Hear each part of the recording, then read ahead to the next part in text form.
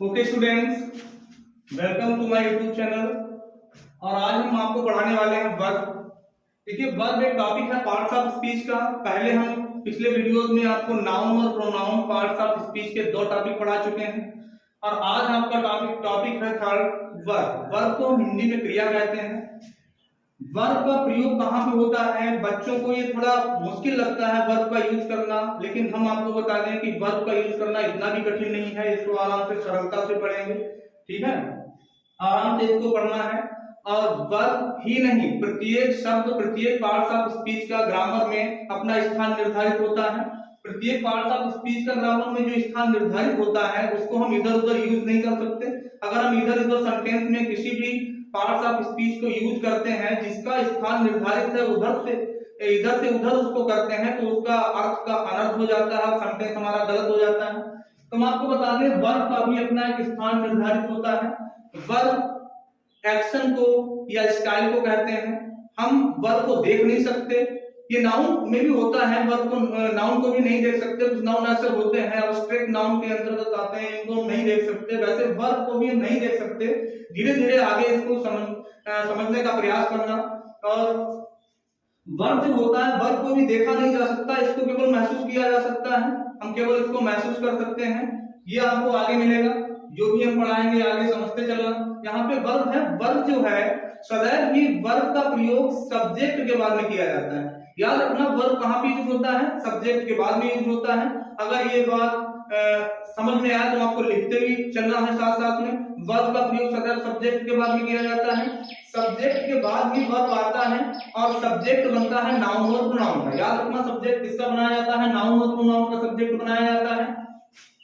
Subject सदैव noun और pronoun का बनता है। नाउन और प्रोनाउन यानी सब्जेक्ट के बाद में ही स्थान निर्धारित किया गया है किसका? वर्ब का। ऐसा नहीं है वर्ब बाद में यूज नहीं होती। आपको लगेगा जब सब्जेक्ट के दूर डिस्टेंस में वर्ब यूज हो जाए तो वर्ब नहीं होती है। हाँ, वर्ब होती है, वो इनफाइनाइट वर्ब होती है, उसको हम वर्ब नहीं कहते, वर्ब की नकल होती है, ठीक है? जैसे Mohan is going to market to buy the vegetables. तो यहाँ पर Mohan is going to market, यहाँ पे गोइंग भी एक वर्ब है। Mohan is going to market, Mohan बाजार जा रहा है टू बाई, खरीदने के लिए। तो यहाँ पर टू बाई जो वर्ड है ये भी एक वर्ब ही है, लेकिन ये वर्ब इनफाइनाइट वर्ब है। ये वर्ब जो है वो नकल है वर्ब की, क्लियरली वर्ब नहीं है। तो वर्ब का स्थान सदैव निर्धारित होता है सब्जेक्ट के बाद में। जैसे ही गोज, तो ही के बाद जो गोज आया है वो वर्ब है। मोहन प्लेज, मोहन के बाद जो प्लेज आया है वो वर्ब है।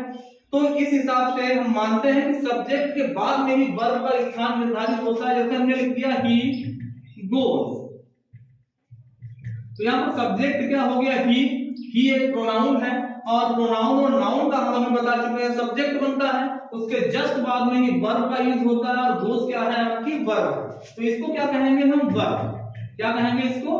वर्ब। तो ये बता दें कि सब्जेक्ट के बाद में ही वर्ब का यूज होता है। सब्जेक्ट के इधर उधर कभी वर्ब का यूज नहीं हो सकता। अब हम ये कैसे पहचानेंगे कि ये वर्ब ही है? ये हम कैसे पहचानेंगे कि ये जो शब्द है लिखा हुआ वर्ब ही है? पार्ट्स ऑफ स्पीच ही नहीं, डिक्शनरी वर्ब से भरी पड़ी है। वर्ब काफी डिक्शनरीज में आपको देखने को मिलेंगे, काफी वर्ड्स और देखने को मिलेंगे, नाउन प्रोनाउन देखने को मिलेंगे, एडजेक्टिव देखने को मिलेंगे। लेकिन हम ये कैसे पहचाने कि ये वर्ब ही है? तो हमें पहचानने की विधि बहुत सरल है कि तीन विधियां हम आपको वर्ब पहचानने की बताएंगे। सबसे पहली विधि है वर्ब पहचानने की कि जब हम हिंदी के शब्द में ना लगा देखें। क्या लगा देखें? ना।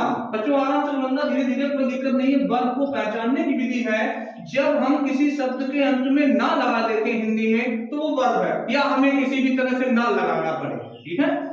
मजबूरी में लगाना पड़े। जैसे ना लगा देखें, पहले तो ये बात आती है, ना लगा देखें कैसे देखेंगे? जाना, खेलना, कूदना, बैठना, उठना, नहाना, ये सब क्या ना लगा है? किसी भी शब्द के अंत में जो ना लग जाए तो वो वर्ब होता है। सीधी सी बात है, वर्ब है। लेकिन हम मजबूरी में ना कैसे लगाएंगे? जैसे वह बाजार जाता है, तो ये जाता, यहाँ पे तो ना नहीं लगा, लेकिन ये जाता तो वर्ब है। हम कैसे पहचानेंगे ये वर्ब है? जाता, जा रहा, जा चुका, तो ये वर्ब कैसे है? ये वर्ब बेटा ऐसे है जब हम इसको सिंगल में लिखेंगे, ठीक है? जाता को हम सिंगल यानी वर्ड को हम सेंटेंस से निकालेंगे। जाता तो जाता नहीं कहेंगे, जाना कहेंगे, ठीक है? क्या कहेंगे? जाना। यानी वह खाता है, खाता नहीं खाना कहेंगे, ठीक। वह खेलता, खेलता नहीं खेलना कहेंगे। अर्थात जब हम किसी भी शब्द को सेंटेंस से बाहर निकाल लेते हैं, यानी किसी भी शब्द का मतलब है वर्ब को, किसको बाहर निकालते हैं, वर्ब को, तो वो सेंटेंस से यानी टेंस के आधार से हटकर क्या बन जाता है, वर्ड बन जाता है, और उसके अंत में ना लगाना जरूरी हो जाता है, और वही हमारी वर्ब है, ठीक है। खेलना, कूदना, बैठना, उठना ना लग गया तो ये वर्ब हो गई, ठीक। अब टेंस की बात क्या आती है, देखो टेंस इक्वल टू टेंस क्या होता है, टेंस भी वर्ब होता है। टेंस एक ही टॉपिक है, टेंस और वर्ब, ये अलग अलग टॉपिक नहीं है। इसको वर्ब आ गया, उसको टेंस आ गया। सेंटेंस बनाने के लिए वर्ब का प्रयोग सबसे ज्यादा इंपॉर्टेंट माना जाता है। Verb is the queen of sentence, यानी सेंटेंस की क्वीन मानी जाती है वर्ब। वर्ब अगर सही से नहीं आती है तो आपको सेंटेंस भी सही से नहीं आएंगे। बात क्या आती है, वर्ब टेंस के बराबर मानी जाती है, टॉपिक दोनों एक ही हैं। हम चल रहे थे कहां पे, ना या ना लगाकर वर्ब को पहचानने से, यानी हिंदी के वर्ड को हम कैसे पहचानेंगे कि ये वर्ब का ही वर्ब है, ठीक है। तो हमने पहचान लिया, ना लगा हो तो क्या बनता है, वर्ब बनता है, नहाना, उठना, बैठना सब वर्ब। अब बात आती है कि दूसरा क्या नियम है वर्ब को पहचानने का। हमने 3 नियम बताए थे वर्ब को पहचानने के लिए। नंबर 1, ना लगा तो वर्ब है, लेकिन दूसरा, अगर देखिए कोई काम आप करते हैं, कोई भी एक वर्क काम करते हैं, तो वर्क करने में क्या होता है, ताकत लगती है, ऊर्जा खत्म होती है, ठीक है। तो जब जिस वर्ड में आपकी ऊर्जा खत्म हो जाए वही वर्ब है। जैसे मोहन जाता है, जाने में उसकी ताकत लग रही है, ऊर्जा खत्म हो रही है, जाना क्या है, वर्ब है। जैसे मैं पढ़ा रहा हूं, पढ़ाने में ऊर्जा खत्म हो रही है, तो पढ़ाना वर्ब है। वह खाना खा रहा है, तो सामने जो रखा हुआ खाना है वो नाउन है, वो वर्ब नहीं है।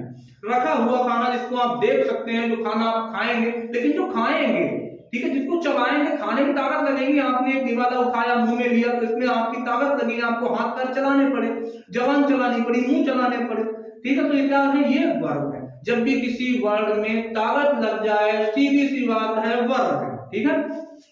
जैसे मैंने मारकर उठाया, तो ये मारकर उठाने में जो ताकत लग रही है वो क्या है, वर्ब है, यानी उठाने में। उठाना क्या है, वर्ब हो गया। तो 2 रूल हो गए वर्ब पहचानने के। पहला रूल क्या था कि ना लगा हो, हिंदी के वर्ड में वर्ब है, और जिसमें ऊर्जा लग जाए, ताकत लग जाए, वर्ब है। अब तीसरी प्रक्रिया क्या है वर्ब पहचानने की। तीसरी प्रक्रिया बहुत सरल है वर्ब पहचानने की। क्या होती है, जब हम वर्ब को कैसे पहचानेंगे, ये वर्ब है यानी क्रिया है, ठीक है। क्रिया कर्ता द्वारा की जाती है, जो भी कर्ता के द्वारा किया जाए वही क्रिया है, ठीक। यानी सब्जेक्ट का संबंध सदैव क्रिया से होता है। सब्जेक्ट का संबंध क्रिया से होता है, क्रिया का प्रभाव ऑब्जेक्ट पर पड़ता है। यानी मैंने कुल्हाड़ी उठाई, मैंने कुल्हाड़ी उठाने में ताकत लगी, और उठाना ये क्रिया हो गई। उठाई किसने, मैंने, अर्थात मैं सब्जेक्ट हूं। सब्जेक्ट के बाद में जो वर्ड यूज हो जाए वही क्रिया है, ठीक है। तीसरी प्रक्रिया क्या है, सब्जेक्ट के बाद में जो वर्ड यूज हो जाए वही क्रिया है। तो बात आती है, क्रिया पहचान ली हमने, क्रिया को कैसे पहचान सकते हैं। जब भी कभी ना लगा देखो आप, वर्ब है। जब किसी वर्ड में ताकत लगे, ऊर्जा खत्म हो, वर्ब है। और जो सब्जेक्ट के तुरंत बाद आ जाए वही वर्ब है। बात आती है कि वर्ब जो होती है वो होना और करना दर्शाती है। इतना ध्यान रखना, वर्ब होना और करना दर्शाती हैं। वर्ब बीइंग और डूइंग से संबंधित होती हैं। जैसे मैंने ये कह दिया, एक सेंटेंस लिख दिया कि he is a student, he is a student, वह एक विद्यार्थी है। और दूसरा सेंटेंस लिख दिया कि he is going to school, he is going to school। अब बात ये आती है कि इन दोनों सेंटेंसेस में देखिए, he is a student, वह एक स्टूडेंट है, यानी होने का बोध हो रहा है, ठीक। वह एक स्टूडेंट है, ये होने का बोध हो रहा है। यहाँ पे he is going to school, वह स्कूल जा रहा है, यानी उसके जाने यानी करने का बोध हो रहा है। वो क्या कार्य कर रहा है, जाने का कार्य कर रहा है। तो 2 वर्ब होती है, तो होने का बोध कर रहा है, एक करने का बोध कर रहा है। ये होने का बोध करवा रही है, होना, और ये करने का बोध करा रही है, यानी करना। ये 2 प्रकार की वर्ब होती हैं, होना और करना। अब बात आती है कि वर्ब को और कौन से तरीके हम कैसे पहचान सकते हैं। वर्ब को पहचानने की एक सबसे बड़ी विधि क्या है, वर्ब को हम देख नहीं सकते। वर्ब को हम देख नहीं सकते। बात क्या आती है, वर्ब को हम कैसे नहीं देख सकते? जैसे एक बात है, यहाँ पे मैं चल रहा हूं, जैसे मैं चल रहा हूं, तो ये बताइए आप मेरा चलना देख रहे हैं, चलना दिखाई दे रहा है? नहीं दिखाई दे रहा है। मैं दिखाई दे रहा हूं, मेरे पैर दिखाई दे रहे हैं, चलना दिखाई नहीं दे रहा। ठीक, तो जिसमें चलना दिखाई ना दे, अब दिखाई ना दे वही वर्ब होता है, जो दिखाई ना दे वही वर्ब होता है। अब जैसे मोहन खाना खा रहा है, तो उसका खाना दिखाई पड़ रहा है, मोहन दिखाई पड़ रहा है, उसकी जो खा रहा है वो दिखाई नहीं पड़ रहा है। ठीक, जैसे सरिता खेल रही है, उसका सरिता दिखाई पड़ रही है, उसका दौड़ना दिखाई पड़ रहा है, लेकिन जो खेल रही है उसका खेलना दिखाई नहीं पड़ रहा है। तो जो चीज दिखाई ना दे वही वर्ब है। ठीक, वर्ब कभी दिखाई नहीं देते। जैसे टीचर हंस रहे हैं, तो ये बताओ, अब मैंने हंस के दिखा दिया, भले ही तुम्हें मेरी खुशी ना पसंद आई हो, अगर हंस के दिखा दिया तो क्या हंसना ये पकड़ के हम दिखा सकते हैं? देखो हंसना है, तो हंसना नहीं दिखा सकते। हंसना केवल महसूस किया जाता है, दिखाया नहीं जाता। तो ये वर्ब है, जिसको जो दिखाया ना जा सके वो वर्ब है। हम काफी वर्ब, जैसे वर्ब से तो डिक्शनरी भरी पड़ी है, लाखों वर्ड ऐसे हैं जो वर्ब हैं, लेकिन वर्ब को पहचानने की विधि क्या है? सबसे पहली विधि ना लगा होगा, दूसरी विधि ऊर्जा खत्म होगी, तीसरी विधि सब्जेक्ट के बाद में यूज होगा, और चौथी विधि क्या? उसको देख नहीं सकते, उसको महसूस कर सकते हैं, और वो किया किसके द्वारा जाएगा? सब्जेक्ट के द्वारा। हमने डेफिनेशन भी लिखी है, इस डेफिनेशन से हमने समझाने का प्रयास नहीं किया, लेकिन फिर भी डेफिनेशन क्या है? The word that shows action और स्टाइल। ये एक्शन और स्टाइल को दर्शाती है। वर्ब किसको दर्शाती है? एक्शन और स्टाइल को। यानी आपका एक्शन क्या है? चलने का। एक्शन क्या है? चलने का। स्टाइल क्या है? चलना, यानी स्टाइल को दर्शाती है। दूसरी डेफिनेशन भी लिखी है यहाँ पे, the word that stands for doing और बीइंग समथिंग। देखिए, डूइंग और बीइंग अभी हमने किया है। बीइंग क्या होता है? होना। बीइंग क्या होता है? होना। और डूइंग क्या होता है? करना। डूइंग क्या होता है? करना। याद रखना, जब कोई वर्ब होना या करना दर्शाए वही वर्ब है। देखिए, डूइंग किसको दर्शा रहा है? करने को। और बीइंग किसको दर्शा रहा है? होने को। जब कोई वर्ब होना या करना दर्शाए, कोई चीज कोई कुछ हो रहा है, कोई होना दर्शा रहा है, करना कुछ कर रहे हो, यानी मैं तुम्हें पढ़ा रहा हूं तो कौन सा कार्य कर रहा हूं? पढ़ाने का। तो यहाँ पर डूइंग यानी करना दर्शाया जाए तो वही वर्ब है। बात क्या आती है? वर्ब कितने प्रकार के होते हैं? वर्ब बेटा होते हैं, देखिए यहाँ पे वर्ब होते हैं दो प्रकार के। नंबर एक ये हो गया, और नंबर दो ये हो गया। वर्ब कितने प्रकार के होते हैं? दो प्रकार के होते हैं। पहला क्या है? Main verb. ओके,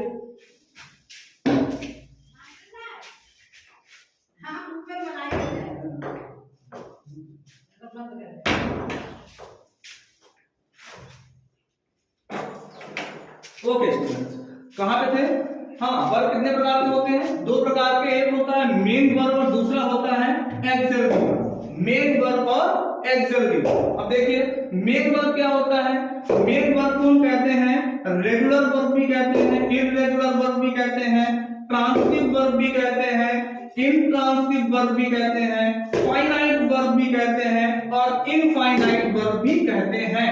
वर्ब का पहला पार्ट मेन वर्ब, इसको हम मुख्य क्रिया कहते हैं, और मुख्य क्रिया के पार्ट क्या है? रेगुलर, इररेगुलर, ट्रांसिटिव, इंट्रांसिटिव और फाइनाइट और इनफाइनाइट। अब हम आते हैं, देखिए मेन वर्ब से पूरी की पूरी डिक्शनरी भरी पड़ी है। इसके वर्ड को आप पूर्ण सभी वर्ड को याद नहीं कर सकते, इससे पूरी डिक्शनरी भरी पड़ी है। बात आती है एक्सिलरी वर्ब पे। एक्सिलरी वर्ब निर्धारित होती हैं, आप लोग गिन सकते हैं कि एक्सिलरी वर्ब क्या होती हैं। इनको तीन कैटेगरीज में बांटा गया है। एक है प्रिंसिपल वर्ब, दूसरा है मॉडल, तीसरा है सेमी मॉडल। और जो प्रिंसिपल वर्ब्स होती हैं उनमें क्या आता है? Is, are, am, were, were, has, और हैड। ये होती हैं प्रिंसिपल वर्ब्स। कितनी होती हैं? एक 8 वर्ब्स। ठीक है, ये कितनी होती है? 8 वर्ब्स प्रिंसिपल वर्ब्स होती हैं। यहाँ पे कुछ मॉडल्स दिए गए हैं। यहाँ पे मॉडल्स भी आपके एक्सिलरी वर्ब्स में भी आते हैं। मॉडल्स किसमें आते हैं? एक्सिलरी वर्ब्स में। will, shall, would, should, can, could, may, might, must, ought to। ये टोटल मॉडल्स क्या होते हैं? एक्सिलरी वर्ब्स में आते हैं। कुछ सेमी मॉडल्स भी होते हैं, ये भी एक्सिलरी वर्ब्स के अंतर्गत आते हैं। नीड, डेयर और यूज्ड टू एक जल्दी वर्ष में आते हैं और इनकी कुल संख्या कितनी होती है 24, ये 24 होती है जल्दी वर्ष। बात आती है कि इनकी निर्धारित संख्या नहीं होती, इनकी निर्धारित संख्या होती है ये। अब बात आती है कुछ हेल्प, बच्चों के दिमाग में सवाल आता है कि यहाँ पे जल्दी वर्ष लिखा हुआ है, हेल्पिंग वर्ष क्यों नहीं लिखा? हेल्पिंग वर्ष इसी में आती है, ये हेल्पिंग वर्ष के अंतर्गत आती है, मॉडल वर्ष के अंतर्गत आती है, ये सेमी मॉडल वर्ष के अंतर्गत आती है। इन्हीं को ही प्रिंसिपल वर्ब को हम हेल्पिंग वर्ब भी कहते हैं। अब बात आती है कि मेन वर्ब में रेगुलर और इररेगुलर वर्ब्स क्या होती हैं। मेन वर्ब में रेगुलर और इररेगुलर वर्ब्स क्या होती हैं, इसको समझाने का प्रयास करेंगे। देखिए, बने रहो मेरे साथ।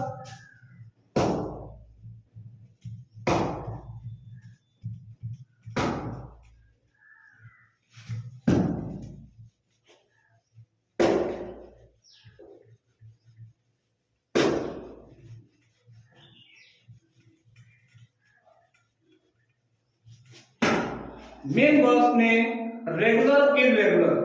अब देखिए, आप समझने की कोशिश करना, बहुत ही सरल है समझना। रेगुलर और इररेगुलर वर्ब्स को आपने ट्रांसिटिव इंट्रांसिटिव पढ़ा होगा, लेकिन आप रेगुलर और इररेगुलर मेन वर्ब्स 3 प्रकार की होती हैं, रेगुलर, इररेगुलर, ट्रांसिटिव, इंट्रांसिटिव और फाइनाइट और इनफाइनाइट। रेगुलर और इररेगुलर वर्ब क्या हो, देखो जैसे गो हम लिखते हैं V1, V2, V3, V4, V5। अब देखिए, V1 में क्या, V2 में क्या आता है विंड, V3 में क्या आता है नॉन, V4 में क्या आता है गोइंग, इसमें क्या आता है गोर। अब देखिए, ये दूसरी वर्ब ले लीजिए, कट, फिर कट, फिर कट, फिर कटिंग, कट। ऐसी वर्ब्स जो बदलती चली जाए, आप देख सकते हैं आराम से, देखिए गो, वेंट, गॉन, गोइंग, गो, ये बदलती चली गई है। मतलब जो ऐसी वर्ब्स जो बदलती चली जाए वो क्या होता है, वो रेगुलर वर्ब्स के अंतर्गत आती है, उसको रेगुलर वर्ब्स कहते हैं। और जो वर्ब बदले ना, जैसे cut, cut, cut, cutting, cut, देखिए कट, कट, कट, ये जब वर्ब बदले ना, जैसी है वैसी ही लगी रहे, पुट, पुट, पुट, जब ऐसी वर्ब जैसी है वैसी ही लगी रहे, फर्स्ट फॉर्म भी, सेकेंड फॉर्म भी, थर्ड फॉर्म भी उसकी जैसी है वैसी ही रहे, तो इररेगुलर वर्ब्स के अंतर्गत आती है। तो रेगुलर वर्ब्स आप इररेगुलर वर्ब्स समझते हैं। रेगुलर वर्ब्स होती है जिसको बदल दिया जाए, जो बदल जाए, गो, वेंट, गॉन, गोइंग, गोज, ये रेगुलर वर्ब्स हैं। और कट, कट, कट, कटिंग, ये क्या होता है, आपकी इररेगुलर वर्ब्स होती हैं। तो आपको मेन वर्ब्स में क्या समझ में आ गया, रेगुलर और इररेगुलर। अब बात आती है ट्रांसिटिव और इंट्रांसिटिव। देखिए, ट्रांसिटिव वर्ब को हम कहते हैं सकर्मक क्रिया। क्या कहते हैं, सकर्मक क्रिया। इंट्रांसिटिव को कहते हैं अकर्मक क्रिया, अर्थात जिसमें ऑब्जेक्ट लगा हुआ मिल जाता है। जनरली क्या करते हैं, जैसे ही, जैसे subject plus verb plus other, subject verb other verbs. एक और, subject verb other verbs, subject verb और अदर वर्ब्स, ये फार्मूला होता है सेंटेंस बनाने का। सब्जेक्ट के बाद अगर वर्ब का प्रयोग अवश्य होता है, उसके बाद अदर वर्ब्स। यहां पर भी सब्जेक्ट वर्ब और अदर वर्ब्स। बात क्या आती है, जब किसी वर्ब का प्रभाव इस अदर वर्ब्स पे पड़ने लगे, यानी जब किसी वर्ब का प्रभाव किसी अदर वर्ड्स पे पड़ने लगे, तो वह सदैव क्या बन जाता है, अदर वर्ड्स, ऑब्जेक्ट बन जाता है। और जब किसी वर्ब का प्रभाव अदर वर्ड्स पे ना पड़े तो वह ऑब्जेक्ट नहीं रहता, वो अदर वर्ड्स का अदर वर्ड्स ही रहता है। बात ये आती है कि सब्जेक्ट वर्ब अदर वर्ड्स में, यहाँ पर अदर वर्ड्स को हमने ऑब्जेक्ट लिख दिया। कैसे बना, जैसे एक सेंटेंस लिखते हैं, ही रीड्स इंग्लिश। दूसरा सेंटेंस है, they went to market, they went to market. अब देखिए यहां पे क्या है, प्रभाव नहीं, देखो अब ये है reads English, she reads English, he reads English, he means, वहां रीड्स मींस पढ़ता है, किसको पढ़ता है, इंग्लिश को पढ़ता है।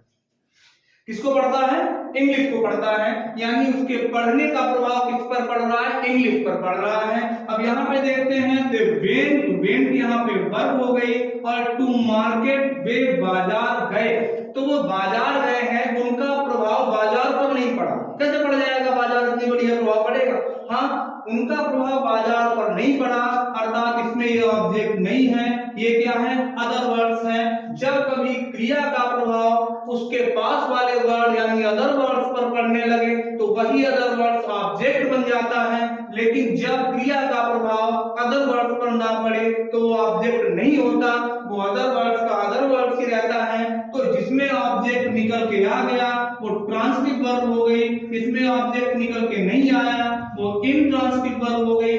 बिना ऑब्जेक्ट वाली इनट्रांसटिव होती है, ऑब्जेक्ट वाली ट्रांसटिव होती है। अब तुम्हें ये कैसे पता लगेगा कि इसमें ऑब्जेक्ट है या नहीं, प्रॉब्लम यहाँ पे आती है। तो हम इससे पहले बता चुके हैं तुम लोगों को कि ऑब्जेक्ट पहचानना और पहचानने की विधि को आप बता चुके हैं। जैसे अब यहाँ पे कैसे पहचानेंगे ऑब्जेक्ट है, क्रिया से। क्रिया आपको पता है रीड्स है, सब्जेक्ट के जस्ट बाद में वर्ब का ही यूज होता है, और सब्जेक्ट आपका ही हो गया, इसमें दे हो गया। हम इनसे क्वेश्चन करेंगे, क्रिया से क्वेश्चन करेंगे, वर्ब से क्वेश्चन करेंगे, क्या और किसको लगा के, यानी ही रीड्स इंग्लिश, वह क्या पढ़ता है, क्या पढ़ता है, इंग्लिश पढ़ता है, वह क्या पढ़ता है, इंग्लिश पढ़ता है, ये ऑब्जेक्ट है यानी ये ट्रांसटिव वर्ब है। और दे वेंट, वे जा गए, और किसको गए या क्या गए, आंसर नहीं मिलेगा, आंसर मिलेगा वे कहां गए, तो कहां गए, मार्केट गए। कहां से आंसर आए तो वो ऑब्जेक्ट नहीं है, आंसर आना चाहिए क्या और किसको लगाकर, तभी ऑब्जेक्ट है, वरना वो ऑब्जेक्ट नहीं है। बात आती है वो कहां गए, ठीक है, तो ये ऑब्जेक्ट नहीं है। अगर आता क्या किसको से आंसर आ जाता तो ये इनट्रांसटिव वर्ब है, ये ट्रांसटिव वर्ब है। उम्मीद करते हैं ट्रांसटिव और इनट्रांसटिव भी आप लोग समझ गए होंगे। कुछ वर्ब सदैव इनट्रांसटिव ही रहती हैं, ट्रांसटिव नहीं बनती। अब बात जैसे दे गो, वे जाते हैं, वे जाते हैं, तो ये दे गो वे जाते हैं, यहाँ पे ऑब्जेक्ट कहाँ है, और जाना अगर कहीं जाते हैं तो कहीं जाएंगे, किसी स्थान पर जाएंगे, और स्थान के लिए आपको पता है वे कहां का यूज होता है, तो कहां से कभी पहचान नहीं सकते कि ये ऑब्जेक्ट है। तो ऑब्जेक्ट क्या और किसको लगाकर ही पहचाना जा सकता है, और वो सदैव इनट्रांसटिव वर्ब भी होती है, ट्रांसटिव वर्ब नहीं होती। ट्रांसटिव वर्ब वही होगी इसमें क्या और किसको लगाकर हम आंसर निकाल लेंगे, वही ट्रांसटिव वर्ब होगी। तो आप लोगों को समझ में आया होगा कि वर्ब किसे कहते हैं। दूसरा अभी बचा है फाइनाइट और इनफाइनाइट वर्ब, वो हम अगले वीडियो में आपको समझाने का प्रयास करेंगे। फिर से एक बार इसको रिवाइज कर लेते हैं। वर्ब क्या होता है, वर्ब सदैव सब्जेक्ट के बाद में यूज होती है। वर्ब जब हिंदी में ना लग जाए उससे बनती है, या ना लगाना पड़ जाए उससे बनती है। वर्ब में ऊर्जा या शक्ति प्रदर्शित होती है। वर्ब सदैव डूइंग और बीइंग होती है, होना और करना दर्शाती है। हमने डेफिनेशन लिखी है, the verb that shows action और स्टाइल, वर्ब एक्शन दिखाती है, स्टाइल दिखाती है, इसको देखा नहीं जा सकता। वर्ब क्या होती है, डूइंग और बीइंग को दर्शाती है, होना और करना दर्शाती है। जैसे he is a student, student है होना, ये बीइंग दर्शा रहा है। He is going to school, करना, ये डूइंग दर्शा रहा है। दूसरा, अब कितने प्रकार की होती है वर्ब्स, तो main verbs, auxiliary verbs. Main verbs में क्या होता है, मेन वर्ब्स होती है रेगुलर, इररेगुलर हमने बता दिया। जो बदलती जाए उसको रेगुलर कहते हैं, जो ना बदले उसको इररेगुलर कहते हैं। उसके बाद ट्रांसटिव और इनट्रांसटिव। ट्रांसटिव जिसमें ऑब्जेक्ट लगा हुआ मिल जाए वो ट्रांसटिव है, जिसमें ऑब्जेक्ट ना लगा हो वो इनट्रांसटिव है। बची है फाइनाइट और इनफाइनाइट, को अगले वीडियो में समझाएंगे। दूसरा एक्सल्री वर्ब्स। एक्सल्री वर्ब्स निर्धारित है, 24 होती हैं, उन्हीं में हेल्पिंग वर्ब्स होती हैं, और ये भी हम आपको अगले वीडियो में बताएंगे। अगर आपको ये वीडियो पसंद आया हो तो लाइक और सब्सक्राइब करना ना भूलें। उम्मीद रहेगी कि आप लोगों को मेरे वीडियो पसंद आते होंगे। Thank you.